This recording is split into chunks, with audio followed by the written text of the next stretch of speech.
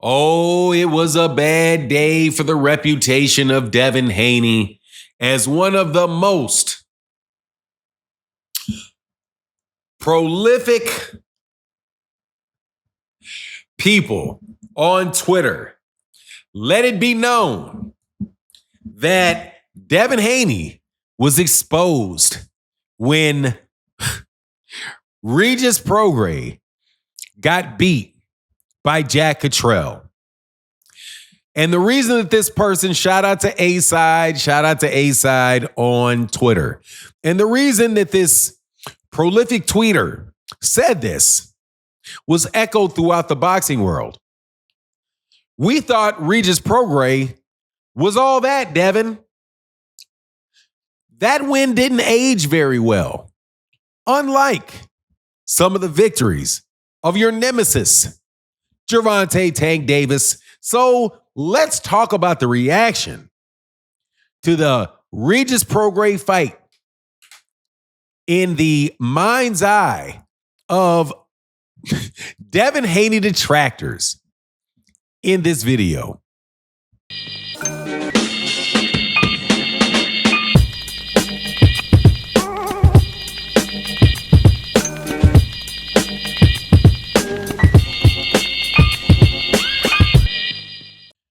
All right, welcome back to the channel. Some wins do not age well, and some other wins age very, very well.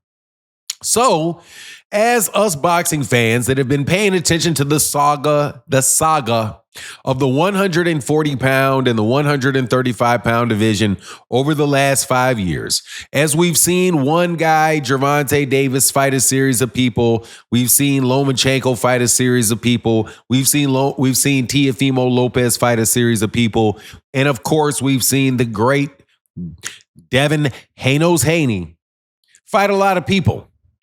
And we've had comments and we've made comments about these wins. We made comments about these losses. And we've always looked at these fights and judged fighters that were not participating in the fight at that moment. But people who had common opponents or people that have had major wins, we look at what all of these things going on, we look at. And we talk about. This is one of the scenarios where I saw this conversation coming and I was wondering what it would be, and we get our answer. So, Devin Haney beat Regis Prograis to become a 2-division world champion. As a result, many of his fans said that means Gervonta Davis needs to fight Devin Haney, right? That everybody else needs to follow Devin Haney, that they need to chase Devin Haney, they need to seek Devin Haney out, and as a result, they need to make a fight and do what they need to do to chase greatness like Devin did. All of that, right? Why? Because Devin is a 2-division champion. He was an undisputed champion at 135, and now he's a champion, or was a champion at 140.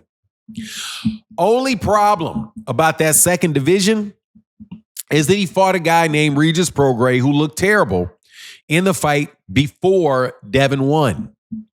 And many people did not miss that Devin Haney chose to fight Regis Prograis instead of his mandatory at 135, who goes by the name of Shakur Stevenson. So instead of fighting Shakur Stevenson and getting a win over a legit top 10 pound-for-pound fighter and staying at 135 pounds and setting up a fight with another legit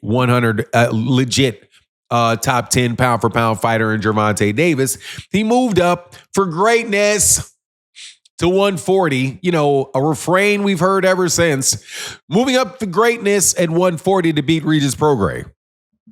So if Regis Prograis was all that, he should be able to beat quite easily Jack Cottrell, who has never held a belt before, is not somebody that is widely renowned as a top 10 pound-for-pound fighter, right? He should be able to do, Regis Prograis, if he's a big win, should be able to do something with Jack Cottrell.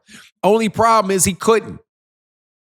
He showed that he is an older fighter, that he is and I love Regis Prograis as a fighter, I don't say this in any insulting way. I've been a big supporter of Regis Prograis because Rougarou is from New Orleans, went to spent a certain amount of time in St. Aug.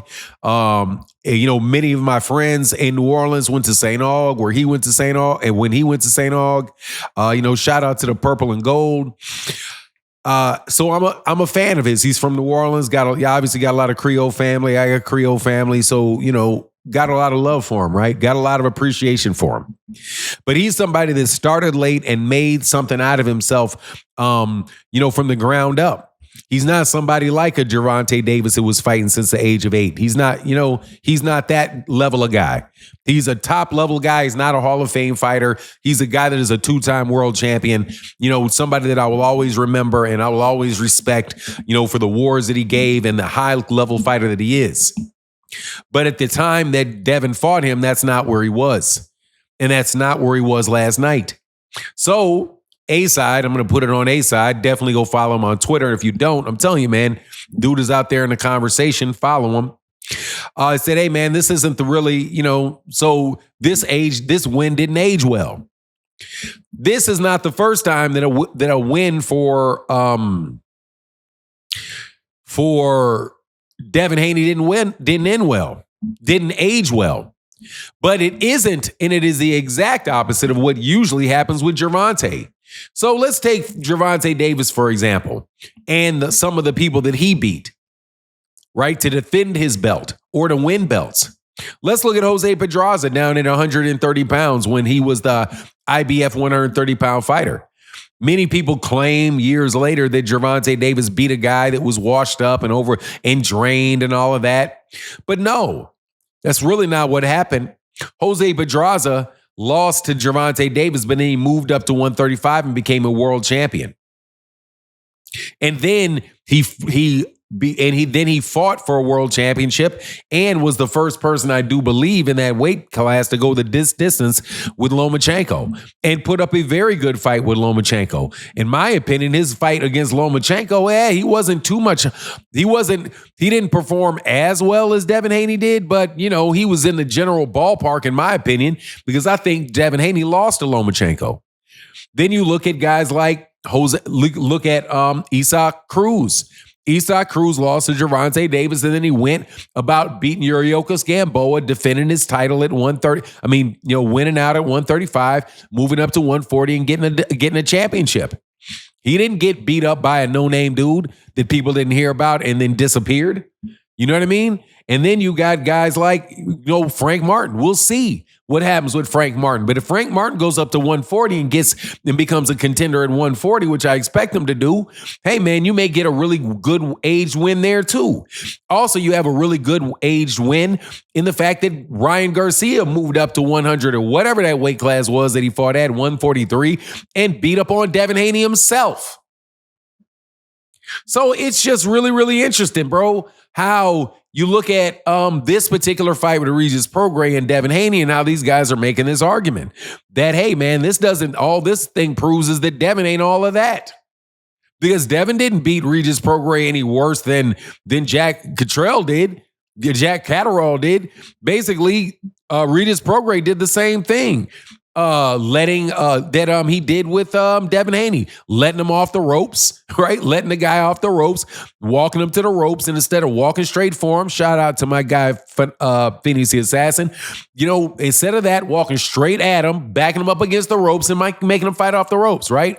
But anyway, like I said, this really didn't age well. And on top of it, you have to understand that more than likely, Devin Haney is not going to get this fight next with Jack Catterall.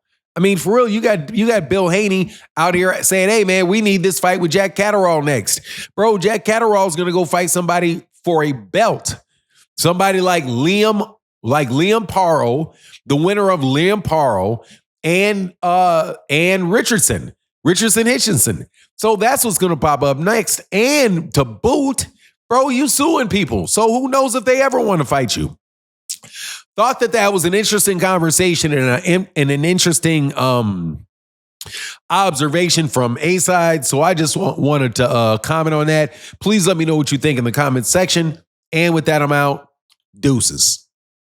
Bye.